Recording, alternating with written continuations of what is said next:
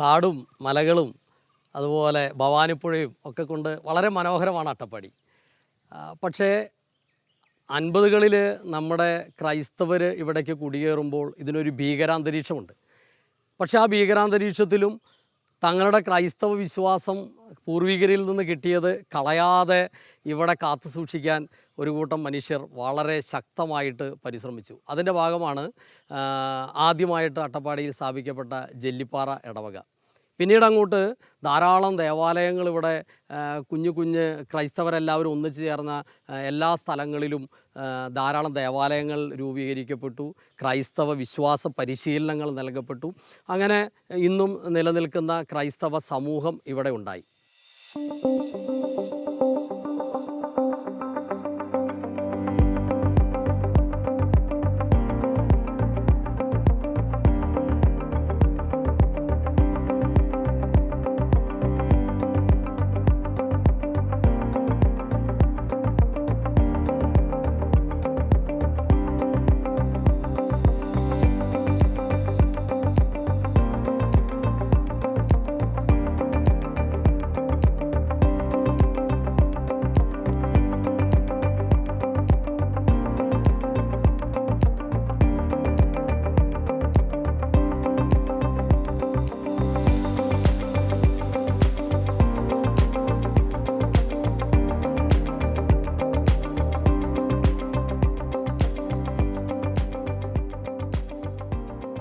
അട്ടപ്പാടിയുടെ കുടിയേറ്റ ചരിത്രത്തെക്കുറിച്ച് പറയുമ്പോൾ ഷോളയൂരിനെ ഒരു കാരണവശാലും ഒഴിവാക്കാൻ പറ്റില്ല. കാരണം ഇവിടുത്തെ ആദ്യത്തെ ടൗൺ എന്ന് വേണമെങ്കിൽ പറയാം അട്ടപ്പാടിയെ സംബന്ധിച്ചിടത്തോളം. കാരണം അത്രമാത്രം ജനത ആ സമയത്ത് ഇവിടെ കുടിയേറുകയും തനതായ വിശ്വാസ ശൈലിയിൽ ജീവിക്കുകയും ചെയ്തതാണ് ഈ ഷോളയൂർ പ്രദേശത്ത്.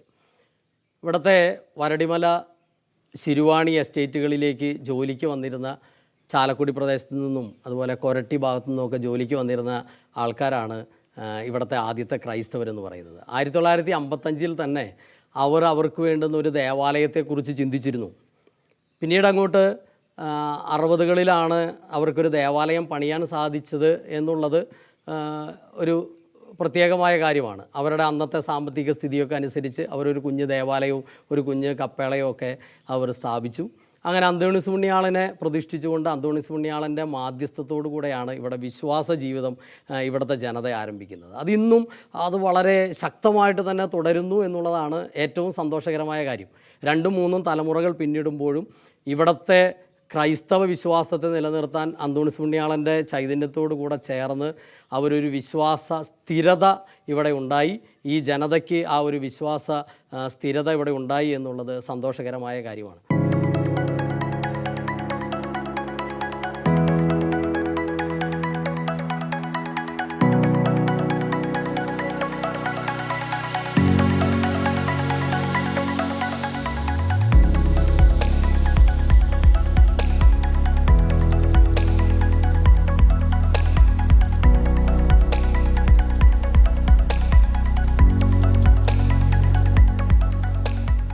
അവിഭക്ത തൃശ്ശൂർ രൂപതയുടെ ഭാഗമായിരുന്നു അന്ന് ഈ പറയുന്ന ഷോളയൂർ ക്രിസ്ത്യൻ കമ്മ്യൂണിറ്റി.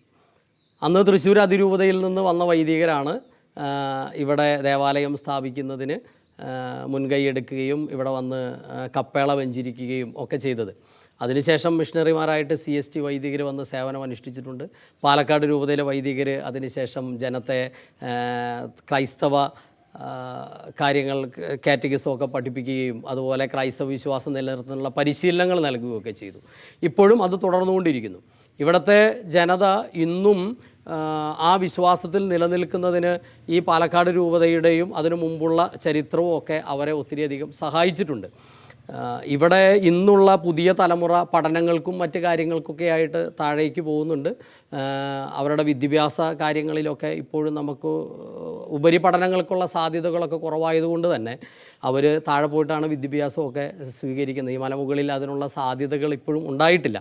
എന്നാലും ഇവിടെ ഇപ്പോഴും അന്ന് വളരെ നാമമാത്രമായ കുടുംബങ്ങളെ ഇവിടെ ഉണ്ടായിരുന്നുള്ളൂവെങ്കിലും ഇപ്പോഴും ഇപ്പോൾ 55 കുടുംബങ്ങൾ നമ്മുടെ ഈ ഇടവകയിൽ പേര് രജിസ്റ്റർ ചെയ്തിട്ടുള്ള 55 കുടുംബങ്ങളുണ്ട്. എല്ലാ ദിവസവും പരിശുദ്ധ ബലികളുണ്ട്.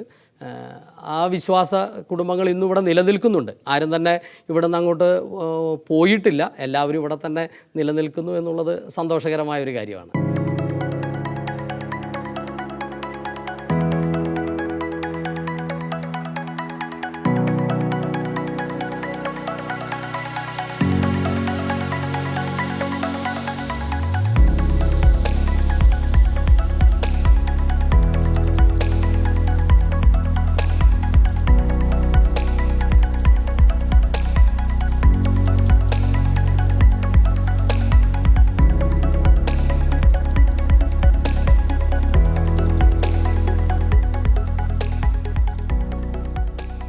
അട്ടപ്പാടിയെ സംബന്ധിച്ചിടത്തോളം 3 വിഭാഗമാണ് ഉള്ളത്.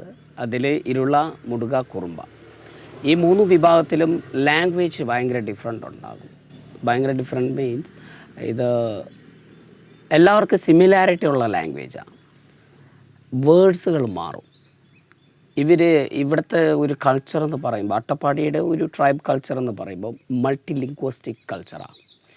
ഇവിടെ യൂസ് ചെയ്യുന്ന ലാംഗ്വേജസ് ഒന്ന് തമിഴ്, മലയാളം, കന്നഡ, ഹിന്ദി, ഇംഗ്ലീഷ്. ഇത്ര ലാംഗ്വേജ് നമുക്കിവിടെ യൂസ് ചെയ്യുന്നുണ്ട്. ഈവൻ തെലുങ്ക് വേർഡ്സ് പോലും നമ്മളെ ഈ ട്രൈബ് ലാംഗ്വേജിലുണ്ട്. അപ്പോൾ ലിംഗ്വിസ്റ്റിക്കിനെ സംബന്ധിച്ചിടത്തോളം ട്രൈബ് ലാംഗ്വേജിൽ വളരെ ഇമ്പോർട്ടൻ്റ് ആയിട്ട് എല്ലാ മൾട്ടി ലാംഗ്വേജും മിക്സ് ചെയ്തിട്ടുള്ള ഒരു ലാംഗ്വേജാണ് ഇവിടെയുള്ള 3 കമ്മ്യൂണിറ്റിയുടെ ലാംഗ്വേജ്. അതുകൊണ്ടാണ് ലിപി കൃത്യമായിട്ട് ഇവിടെ ആദിവാസിന് ഇല്ലാത്തത്. ഇല്ലെങ്കിൽ ഒരു ലിപിയായിട്ട് വരുമായിരുന്നു. ഇപ്പോൾ ഈവൻ തമിഴ്, മലയാളം ഇങ്ങനെ നമ്മൾ മെൻഷൻ ചെയ്യാൻ പറ്റുമായിരുന്നു ലാംഗ്വേജ് ബേസ് ചെയ്ത്. പക്ഷേ അങ്ങനെ ചെയ്യാൻ പറ്റാത്തതിൻ്റെ ഒരു പ്രശ്നം ഇതാണ്. പിന്നെ ഒരു കാര്യം, നമുക്ക് ഈ ട്രൈബ് മ്യൂച്വൽ അണ്ടർസ്റ്റാൻഡിങ് എന്ന് നമ്മൾ പറയുന്നൊരു സംഭവമുണ്ട്. ഈ മ്യൂച്വൽ അണ്ടർസ്റ്റാൻഡിങ് ട്രൈബിൻ്റെ ഇടയിൽ കുറേ ഉണ്ട്. ഒന്ന് അഗ്രികൾച്ചർ, പിന്നെ കൾച്ചർ പരമായിട്ട്, പിന്നെ അവർ ഫാമിലി റിലേഷൻഷിപ്പ്, പിന്നെ ഡെത്ത് സെറമണിയൊക്കെ സിമിലാരിറ്റി ഉള്ള ഒരു മ്യൂച്വൽ അണ്ടർസ്റ്റാൻഡിങ് ആണ്. ആ മ്യൂച്വൽ അണ്ടർസ്റ്റാൻഡിങ് ഇവിടെ സ്റ്റേറ്റ് നമുക്ക് ഡിവൈഡ് ഇല്ല. അതായത് ശരിക്കും പറഞ്ഞാൽ ഒരു നമുക്ക് ബോർഡർ എന്നുള്ള ഒരു കോൺസെപ്റ്റേ ഇല്ല. ഇവരെല്ലാവരും ഒരേ ഫാമിലിയാണ്, പക്ഷേ സ്കാറ്റേർഡ് ആയിട്ട് നിൽക്കുന്നു. അങ്ങനെയാണ് മൈഗ്രേഷൻ സംഭവിക്കുന്നത്. മൈഗ്രേഷൻ ആക്ച്വലി സംഭവിക്കുന്നത്, ഇവിടെ സംഭവിക്കുന്ന ഒരു സംഭവം മൈഗ്രേഷൻ കൃഷിപരമായിട്ടുള്ള മൈഗ്രേഷനാണ് നമ്മൾ ട്രൈബ്സിൽ കൂടുതൽ നടന്നിട്ടുള്ളത്. കൃഷിപരമായിട്ടെന്ന് പറയുമ്പോൾ പ്രത്യേകിച്ചും പറയാൻ ഇവർ കാറ്റൽ ഫീൽഡോ ഉള്ള ഒരു ഗ്രൂപ്പ് ഓഫ് കമ്മ്യൂണിറ്റിയാണ്.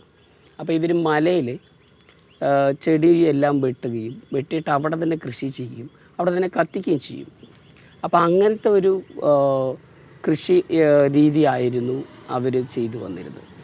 പിന്നീട് ഒരു കാലഘട്ടമാകുമ്പോൾ ഇവർ സെറ്റിലേഴ്സായി മാറുന്നുണ്ട്. അതായത് ഒരു പെർട്ടിക്കുലർ ഏരിയയിൽ ഗ്യാദർ ചെയ്യണം, അവർ കൃഷി ചെയ്യണം, അവിടെ തന്നെ താമസിക്കണം എന്നുള്ള നിലയിൽ അവർ മാറുന്നുണ്ട്. അങ്ങനെയാണ് ഇപ്പോൾ കോളനികളായി മാറുന്നത്. അപ്പോൾ ഒരു ക്ലസ്റ്റർ രൂപീകരിക്കുന്നു, ആ ക്ലസ്റ്റർ ഓരോ ഭാഗങ്ങളാകുന്നു. ഇല്ലെങ്കിൽ ഇപ്പോൾ ശരിക്കും പറഞ്ഞാൽ ഇപ്പോൾ ട്രൈബ്സ് എല്ലാവരും ഓരോ ഊരായിട്ട് മാറുന്നത് അങ്ങനെയായിരുന്നു. സേവിങ്സ് വളരെ കുറവാണ് ഇപ്പോൾ. പണ്ട് സേവിങ്സ് ഉണ്ടായിരുന്നു. സേവിങ്സ് എന്ന് വെച്ചാൽ അവർക്ക് ധാന്യങ്ങൾ സേവിങ്സ് ഉണ്ടായിരുന്നു. പിന്നെ അവർക്കറിയാം ഏത് സീസണിൽ എന്തൊക്കെ പ്രശ്നങ്ങൾ വരും, അതൊക്കെ അവർ മനസ്സിലാക്കിക്കൊണ്ട് സേവിങ്സ് ചെയ്തിരുന്നു. അത് കുഴിയെടുത്ത് ഭൂമിയിൽ ഒരു കുഴിയെടുത്ത് അന്നക്കുഴി എന്നാണ് നമ്മൾ പറയാം. അതിനകത്ത് ഓരോ ലെയേഴ്സ് ഉണ്ടാവും. ഓരോ ലെയേഴ്സിലും അന്നങ്ങളുണ്ടാവും, ധാന്യങ്ങൾ. അരിയല്ല, അരി അപ്പം ഇല്ല, ചോളം ഉണ്ടാവും, പിന്നെ കമ്പ്, റാഗി, തിന, ഇങ്ങനെ ഒത്തിരി സംഭവങ്ങളുണ്ടാവും. വീടിൻ്റെ ഉള്ളിലാണോ? അല്ലല്ല, വീട്ടിൻ്റെ മുറ്റത്താണ്. ഇപ്പോൾ നമ്മൾ ഈ മുറ്റെന്നുണ്ടെങ്കിൽ മുറ്റത്ത് ഉള്ളിൽ നമ്മൾ വലിയൊരു കുഴി എടുത്തുണ്ടാവും.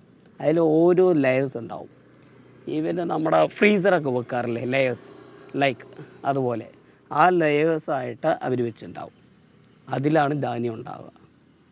അപ്പോൾ നടുക്ക് അത് മൊത്തം ഉണ്ടാവും. ഇവർ ആ സമയമാകുമ്പോൾ ഇറങ്ങിയിട്ട് അതെടുക്കും കഴിക്കും. കാരണം ഈ ആടി മാസം എന്ന് പറയുന്ന, അതായത് കർക്കിടക എന്ന് പറയുന്ന സമയത്ത് ഇതെന്താ സംഭവം വെച്ചാൽ ഈ ആടി മാസത്ത് എപ്പോഴും മഴയായിരിക്കും, പുറത്തേക്ക് പണിക്ക് പോകാൻ പറ്റില്ല.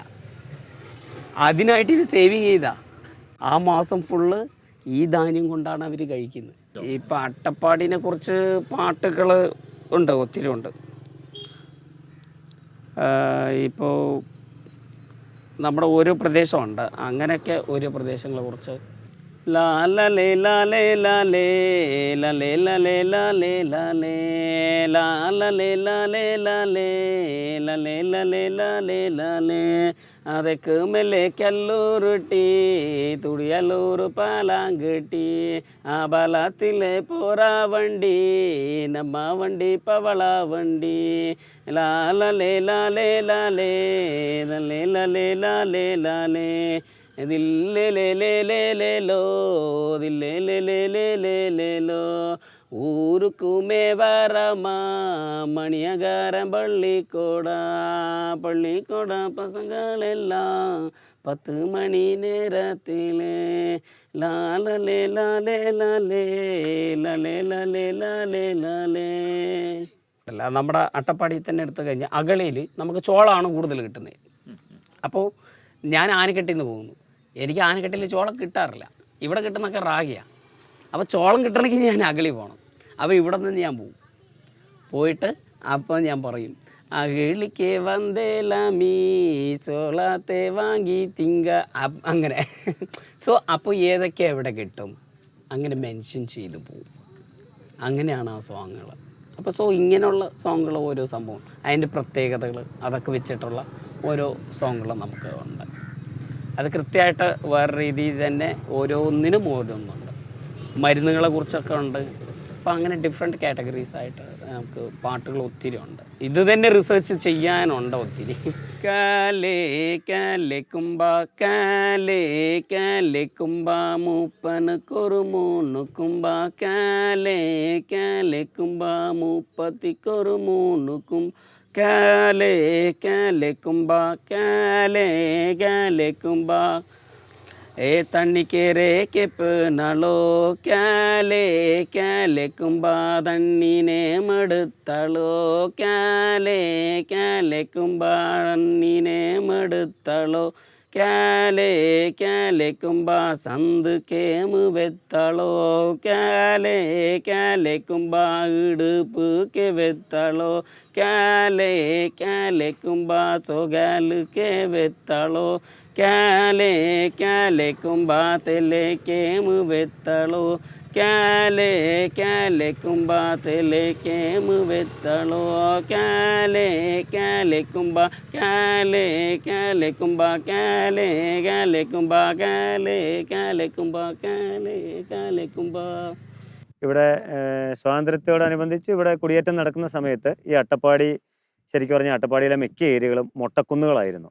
തെരുവേം രാമച്ചോ ആയിരുന്നു ഇവിടുത്തെ ആളുകൾക്ക് അന്ന് വരുമാനം ഉണ്ടാക്കാൻ പറ്റിയ ഒരു കൃഷി. അതുപോലെ തന്നെ കപ്പയും മാവ്, പ്ലാവ്, കപ്പ, മുരിക്ക്, അതുപോലെ തന്നെ ഇപ്പം മിക്കവാറും ഇവിടെ കാണുന്ന ഒട്ടുമിക്ക കാർഷിക വിളകളും ഇവിടുത്തെ കുടിയേറ്റ കർഷകരായിട്ടുള്ള ആളുകൾ അവരുടെ നാടുകളിൽ നിന്ന് വന്നപ്പം ഇവിടെ കൊണ്ടുവന്നതാണ്.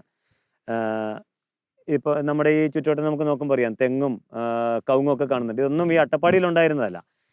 ഇവിടുത്തെ ആളുകൾ കുടിയേറുമ്പോൾ അവരുടെ കയ്യിൽ മാങ്ങാണ്ടിയും ചക്കക്കുരുവും അതുപോലെ തന്നെ 1-2 മുരിങ്ങക്കായും മുരിങ്ങയുടെ തണ്ടും അങ്ങനെയൊക്കെ ആയിട്ട് അവർ വരുമ്പോൾ അവരുടെ കൊട്ടയിൽ കരുതി വന്ന് നട്ടുവെച്ചതാണ് ഈ സാധനങ്ങളെല്ലാം തന്നെ. ഈ അട്ടപ്പാടി എൻ്റെയൊക്കെ ഓർമ്മയിൽ ഞങ്ങൾ മിക്കവാറും ഓരോ മലകളിൽ കയറി നിൽക്കുമ്പോൾ 4-5 മലകൾക്ക് അപ്പുറത്തുള്ള കാഴ്ചകളൊക്കെ നല്ല ക്ലിയർ ആയിട്ട് കാണാമായിരുന്നു. ഇന്ന് ഇവിടുത്തെ കാർഷിക വിളകൾക്ക് നിറഞ്ഞിട്ട് തന്നെ ഒരു 100 മീറ്ററിനപ്പുറത്തേക്ക് കാഴ്ചകൾ കാണാൻ പറ്റാത്ത വിധത്തിൽ ഇവിടെ ഇഷ്ടംപോലെ മരങ്ങളായി, കാർഷിക വിളകളായി, അങ്ങനെ മികച്ച പച്ചപ്പ് അണിയിച്ച കർഷകരാണ് ഈ അട്ടപ്പാടിയിലുള്ളത്.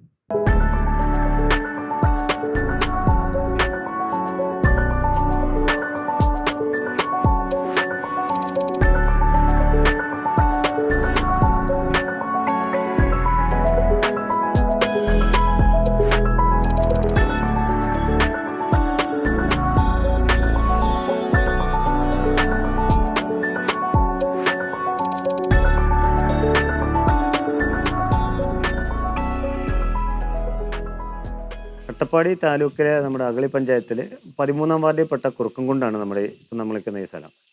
നമ്മുടെ ഈ കുറുക്കംകുണ്ട് ഗവൺമെൻറ് ഫോറസ്റ്റ് വകുപ്പുമായിട്ട് ബന്ധപ്പെട്ട് ഒരുപാട് ഇഷ്യൂകളിൽ നിൽക്കുന്ന സ്ഥലമാണ്. അപ്പോൾ ശരിക്കും വനം വകുപ്പുമായിട്ട് ബന്ധപ്പെട്ട് നമ്മുടെ ഇവിടുത്തെ പ്രധാന പ്രശ്നങ്ങൾ എന്താണ്? നമ്മുടെ ഇവിടുത്തെ പ്രധാന പ്രശ്നം എന്ന് പറഞ്ഞാൽ അതായത് ഈ കുറുക്കംകുണ്ട് ഭാഗം എന്ന് പറഞ്ഞാൽ ശാന്തിയുടെ ഈ ഭാഗത്തുള്ള 27 പട്ടയങ്ങളുണ്ട് ഇവിടെ. അതായത് 74, 76 ഈ കാലഘട്ടത്തിൽ കിട്ടിയിട്ടുള്ളത്. രണ്ട് കാലഘട്ടത്തിലായിട്ട് ഈ കാലയളവിൽ കിട്ടിയിട്ടുള്ളതാണ്. 27 പട്ടയമുണ്ട്. ആ 27 പട്ടയം കിട്ടിയതിൽ ആ 27 പട്ടയത്തിൻ്റെ ഉടമസ്ഥരും ബാങ്കിൽ നിന്ന് ലോണും കാര്യങ്ങളുമൊക്കെ എടുത്ത് കൃഷി ചെയ്തുകൊണ്ടിരിക്കുകയായിരുന്നു. കാനറ ബാങ്കിൽ നിന്ന് കാപ്പി ലോൺ എടുത്ത് കൃഷി ചെയ്തവരുണ്ട്, സ്റ്റേറ്റ് ബാങ്കിൽ നിന്ന് ലോൺ എടുത്തവരുണ്ട്. അന്നൊന്നും പ്രശ്നങ്ങളൊന്നും ഇല്ലായിരുന്നു. ഇതിൻ്റെ പ്രശ്നം ആരംഭിച്ചതെന്ന് പറഞ്ഞാൽ ഫോറസ്റ്റുകാർ പറയുന്നത് ഫോറസ്റ്റ് ഇവർ ജെണ്ടായിട്ട് പോയി എന്ന് പറയും. ജെണ്ടായിട്ടിട്ടുള്ള സ്ഥലത്ത് കൂടി ഇതുവരെയും ജെണ്ടായിട്ടിട്ടില്ല. മറ്റേ ഒരു ജെണ്ടായിട്ട് പോയി എന്ന് പറയുന്നത് അതായത് 76 ഞങ്ങൾക്ക് പട്ടയം കിട്ടുന്നു. അത് കഴിഞ്ഞിട്ട് ഇവർ 78 ഈ സ്ഥലത്തൂടെ അതായത് കൃഷിക്കാരുടെയും ജമീന്മാരുടെ വെസ്റ്റായിട്ട് കിടക്കുന്ന സ്ഥലങ്ങളും കൂടെ അളന്ന് തിരിച്ചിട്ട് അത് വേറെ കൃഷിക്കാരുടെ വോട്ട് വേറെ തിരിച്ചു കൊടുക്കാനായിട്ട് അവർ വരുന്നത്. അവർ വന്നപ്പോഴേ ഞങ്ങൾ കൃഷിക്കാരുടെ അവരുടെ ഒരു കണക്ക് പ്രകാരം 10 ഏക്കർ സ്ഥലമുള്ളവർക്ക് 2 ഏക്കർ, 5 ഏക്കറുള്ളവർ 1 ഏക്കർ, ഈ രീതിക്ക് അവർ ഞങ്ങൾക്ക് അളന്ന് നിലനിർത്താൻ തുടങ്ങിയപ്പോൾ ഞങ്ങൾ അതിനോട് എത്തും. അതെന്തെങ്കിലും ഗവൺമെൻറ് ഓർഡർ പ്രകാരമാണോ? ഒന്നുമല്ല. അതായത് രജിസ്റ്റർ ചെയ്യുന്ന സമയത്ത് ഉള്ള ഗവൺമെൻറ് ഓർഡർ എന്ന് പറഞ്ഞാൽ ഇതാണ്: കൃഷി ചെയ്തിരുന്ന സ്ഥലമോ കൃഷിക്കാരുടെ കൈവശിരിക്കുന്നതോ കൃഷിക്കാർ നേരത്തെ കൃഷി ചെയ്തിട്ടുണ്ട് എന്ന് ബോധ്യപ്പെടുന്ന സ്ഥലങ്ങളോ കൃഷിക്കാർക്ക് വിട്ടുകൊടുക്കണം എന്നുള്ളതായിരുന്നു. പിന്നെ ഇവർ പിന്നീട് ചെയ്തത് എന്താണെന്ന് ചോദിച്ചു കഴിഞ്ഞാൽ, ഇപ്പോൾ നമ്മൾ ഈ പള്ളി ഇരിക്കുന്നതിന് മുകളിൽ കൂടെ കിടക്കുന്ന റോഡ്, അതായത് ഇത് കൽക്കണ്ടി തൂപ്പാറ റോഡാണ് ഈ കിടക്കുന്ന റോഡ്. നേരത്തെ അന്ന് കൂപ്പ് വെട്ടിക്കൊണ്ടിരുന്നപ്പോൾ അന്ന് കൂപ്പിൻ്റെ ആവശ്യത്തിന് വേണ്ടി വിട്ട റോഡാണ് കൽക്കണ്ടി തൂപ്പാറ. ഈ റോഡിൽ കൂടെ അവർ ഞങ്ങൾ അറിയാതെ ഒരു സ്കെച്ച് ഉണ്ടാക്കി, സർവേ ചെയ്തിട്ടില്ല, സ്കെച്ച് ഉണ്ടാക്കി. ഞങ്ങളിത് അറിയുന്നത് എപ്പോഴാണെന്ന് ചോദിച്ചു കഴിഞ്ഞാൽ ഞങ്ങൾ ഫോറസ്റ്റിലെ NOCക്ക് വേണ്ടിയിട്ട് റേഞ്ച് ഓഫീസിൽ ചെല്ലുമ്പോഴാണ് ഇവർ അറിയുന്നത്. മൊത്തം എത്ര കുടുംബങ്ങളുണ്ടായിരുന്നു ആ സമയത്ത്? നമുക്കവിടെ ആ സമയത്ത് ഇവിടെ 72 കുടുംബം ഉണ്ടായിരുന്നു. 72 കുടുംബം ഉണ്ടായിരുന്നു. ഇപ്പം ഈ പ്രശ്നം വന്നേ പിന്നെ ഈ പ്രശ്നം വന്നെന്ന് കഴിഞ്ഞാൽ പിന്നെ ഈ പ്രശ്നം ആരംഭിച്ചത് കുടുംബക്കാരെന്നാന്ന് വെച്ച് കഴിഞ്ഞാൽ ഇവിടെ പിന്നെ സ്ഥലത്ത് കൃഷി ചെയ്യാൻ പറ്റിയാൽ അങ്ങനെ ഒരു കാലഘട്ടം ഉണ്ടായിരുന്നു. അത് പിന്നെ അന്ന് കരുണാകരൻ മന്ത്രിയായിരുന്ന ആ കാലഘട്ടത്തിൽ മുഖ്യമന്ത്രി ആയിരുന്നപ്പോൾ അന്ന് പോയി മിനിസ്റ്ററുടെ ഓർഡർ പ്രകാരം ജോയിൻറ്റ് വെരിഫിക്കേഷൻ നടന്നു. ജോയിൻറ്റ് വെരിഫിക്കേഷൻ നടന്നതാണ്. ഫോറസ്റ്റും റവന്യൂ ഡിപ്പാർട്ട്മെൻറ്റിലെ ആൾക്കാരും കൂടി ജോയിൻറ്റ് വെരിഫിക്കേഷൻ നടന്നു. ജോയിൻറ്റ് വെരിഫിക്കേഷൻ നടന്നു കഴിഞ്ഞപ്പോൾ പിന്നെ ഈ സ്ഥലത്ത് നികുതി എടുക്കാൻ തുടങ്ങി. കുഴപ്പമൊന്നുമില്ല. അങ്ങനെയാണ് പിന്നെ അങ്ങനെ പോയിക്കൊണ്ടിരുന്നു. അത് കഴിഞ്ഞ് പിന്നെ ഈ അടുത്ത നാളിൽ ഒരു 5 വർഷത്തിന് ഇതിൻ്റെ ആയിട്ടുള്ളൂ ഇത് കൂടുതൽ പ്രശ്നങ്ങളായിട്ട്. ഇപ്പം ഈ ഇവിടുത്തെ വീടുകളിലേക്കുള്ള വഴി, പിന്നെ കറണ്ട്, അങ്ങനത്തെ അതുമായിട്ട് ബന്ധപ്പെട്ട അടിസ്ഥാന സൗകര്യങ്ങൾ നേരിടുന്ന പ്രശ്നങ്ങൾ. കറണ്ട് ഇല്ല. നമുക്കിവിടെ കറണ്ട് ഇല്ല. കൊറോണ കാലത്ത് കുട്ടികളുടെ വിദ്യാഭ്യാസമായിട്ട് ബന്ധപ്പെട്ട് നമ്മൾ അതിന് കറണ്ട് വേണമെന്നും പറഞ്ഞ് ഞങ്ങൾക്ക് കറണ്ട് ഇല്ലയെന്നും പറഞ്ഞ് കുട്ടികൾക്ക് പഠിക്കാൻ പറ്റുന്നില്ലെന്നും പറഞ്ഞ് അന്ന് ഇവിടെ കറണ്ട് പാസ്സാക്കി തരാനായിട്ട്, അതായത് വൈദ്യുതി മന്ത്രി പറഞ്ഞതാണ് കറണ്ട് കൊടുക്കണം. മുഖ്യമന്ത്രി വന്നു കഴിഞ്ഞ് മുഖ്യമന്ത്രിയുടെ അടുത്ത് ഞങ്ങൾ അപേക്ഷ കൊടുത്തു കഴിഞ്ഞപ്പോൾ, മെമ്മോറാണ്ടം കൊടുത്തു കഴിഞ്ഞാൽ മുഖ്യമന്ത്രി പറഞ്ഞു അങ്ങനെ ഒരു സ്ഥലം കേരളത്തിൽ ഉണ്ടോ എന്നാണ് ചോദിച്ചത്. ഇതുവരെയും കറണ്ട് എത്താത്ത ഒരു സ്ഥലം കേരളത്തിലുണ്ടോ? ജനങ്ങൾ താമസിക്കുകയാണെങ്കിൽ അവർക്ക് കറണ്ട് കൊടുക്കണമെന്ന് പറഞ്ഞു. അതിൻ്റെ പേര് വൈദ്യുതി മന്ത്രിയെ ചെന്ന് കണ്ട് വൈദ്യുതി മന്ത്രി കറണ്ട് കൊടുക്കാൻ പറഞ്ഞാൽ ഓർഡറായി കിടക്കുന്നതാണ്. നിലവിലിപ്പോൾ ഇവിടുത്തെ ഈ വൈദ്യുതിയുടെ ആവശ്യങ്ങൾ നടക്കുന്നത് എങ്ങനെയാണ്? എന്തെങ്കിലും ഫോൺ ചാർജിങ് ചെയ്യണമെങ്കിൽ വളരെ സോളാർ കൊണ്ട് മാത്രമേ പറ്റുള്ളൂ. സോളാറാണ് വഴിയുള്ള ആകെ ആശ്രയം. അത് മഴക്കാലമൊക്കെ ആകുമ്പോൾ അത് നടക്കുകയില്ല, ബുദ്ധിമുട്ടാകും. അപ്പോൾ ഈ 27 കുടുംബങ്ങൾക്ക് ശരിക്ക് അടിസ്ഥാന സൗകര്യങ്ങൾ, റോഡില്ല, വൈദ്യുതി ഇല്ല. മറ്റേ 27 കുടുംബങ്ങളിൽ മാറി താമസിച്ചിരിക്കുന്നവർ, വാടകയ്ക്ക് താമസിക്കുന്നവരുണ്ട്. അത് വേറെയുണ്ട്. അവർക്ക് വേറെ വീടില്ലല്ലോ. അതെ. ഇപ്പോൾ ഇവിടുന്ന് ഒരു രോഗം അങ്ങനത്തെ എന്തെങ്കിലും പ്രശ്നങ്ങളൊക്കെ വരുമ്പം വണ്ടിക്ക് പോകണമെങ്കിൽ ഒരു 5-6 കിലോമീറ്റർ നടന്നു പോകണമെങ്കിൽ ജീപ്പ് ഉണ്ടെന്ന് വരികയിൽ പിന്നെ ജീപ്പ് വിളിച്ച് വരികയാണ്. ജീപ്പ് പോവും. ജീപ്പ് മാത്രമേ വരുവുള്ളൂ, സൗകര്യം ഇല്ലാത്തതുകൊണ്ട്. അല്ലെങ്കിൽ പിന്നെ ആളെ എടുത്തുകൊണ്ട് പോകും. നമുക്കിവിടെ ഈ പള്ളിയായിട്ട് ബന്ധപ്പെട്ട് ഇവിടെ ഈ സ്ഥലത്തിന് പ്രശ്നമുണ്ട്. ഇപ്പം നമ്മൾ അതായത് ഇപ്പം ഈ മുകളിൽ കൂടെ കിടക്കുന്ന റോഡ്, ഈ പള്ളിയുടെ മുകളിൽ കൂടെ കിടക്കുന്ന റോഡ്, ഈ പള്ളി ഇരിക്കുന്ന സ്ഥലം, പള്ളിക്ക് ഇവിടെ 13 ഏക്കർ സ്ഥലമുണ്ട്. പള്ളി ഇരിക്കുന്ന ഈ പ്ലോട്ട് 3 ഏക്കറും പിന്നെ പള്ളിക്ക് പട്ടയം കിട്ടിയിരിക്കുന്ന ഒരു 10 ഏക്കർ സ്ഥലം, അത് മൊത്തം ദേഹമുള്ളതാണ്. ഈ 13 ഏക്കർ സ്ഥലത്തിനും, അതായത് റോഡിന് ഇപ്പുറത്തോട്ടുള്ള മൊത്തം പ്രശ്നമുള്ള സ്ഥലങ്ങൾ. അതെ അല്ലേ.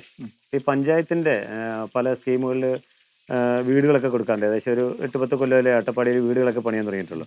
ഈ ലൈഫ് പദ്ധതിയിലോ മറ്റേതെങ്കിലും പദ്ധതികളൊക്കെ ഇവിടുത്തെ ആളുകൾക്ക് വീടൊക്കെ അനുവദിച്ച് കിട്ടാം? വീട് അനുവദിക്കും, പക്ഷേ വീട് അനുവദിക്കണം നിലയിൽ ഇവിടുത്തെ സ്ഥലത്തിന് ഈ പ്രശ്നമുള്ള കാരണം നമുക്ക് ഇവിടെ പണിയാൻ പറ്റിയ ഇവിടെ പണിയാൻ പറ്റില്ല. പണിയാൻ പറ്റിയ അത് ശരിക്കും പിന്നെ വീട് വേണം നിലയിൽ വേറെ എവിടെയെങ്കിലും 10 സെന്റ് സ്ഥലം നമ്മൾ മേടിച്ചിട്ട്, അത് നമ്മളെ കൊണ്ട് പറ്റുന്ന കാര്യമല്ല, പുറത്ത് പോയി 10 സെന്റ് മേടിക്കാന്ന് പറയുന്നത്. നിയമ പോരാട്ടങ്ങളിലൂടെ മാത്രമേ ഇവിടെ ജീവിക്കാൻ പറ്റുള്ളൂ. നിയമ പോരാട്ടങ്ങളിലൂടെ പറ്റുള്ളൂ.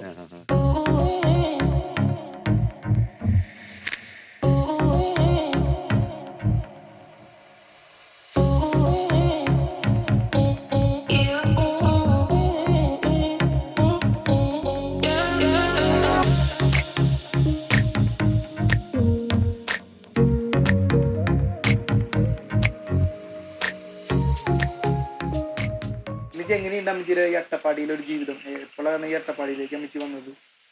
69. അതുവരെ അമ്മച്ചി ഇവിടെയായിരുന്നു? ഇവിടെ വന്നപ്പോഴുള്ള ജീവിത സാഹചര്യങ്ങൾ 75 പട്ടയം കിട്ടി, അതിന് കരം കിട്ടി ഒക്കെ ഇരുന്നു. അങ്ങനെ കുറെ കഴിഞ്ഞപ്പോൾ അവർ പറയുന്നു പട്ടയം ശരിയല്ല. അപ്പം 75 തന്ന ആളാരാ? ഈ പട്ടയം ഒറിജിനൽ പട്ടയം കയ്യിലിരിക്കുന്നുണ്ട്. പട്ടയം അത് ഒറിജിനൽ പട്ടയം കയ്യിലുണ്ട്. കയ്യിൽ ഞങ്ങൾക്കുണ്ട്. അതിപ്പോൾ ഇവിടെയല്ല. അവിടെ കറണ്ടൊക്കെ ഉണ്ടോ? ഇല്ലേ, കരണ്ടും ഇല്ല, വഴിയില്ല. ഞങ്ങളുടെ ഈ സ്ഥലത്തിൻ്റെ നടുക്കൂടെ വഴി പോയേക്കുന്നു. ടാറിങ്ങൊന്നും പള്ളിയിലും വെളിച്ചം കിട്ടുന്നില്ല.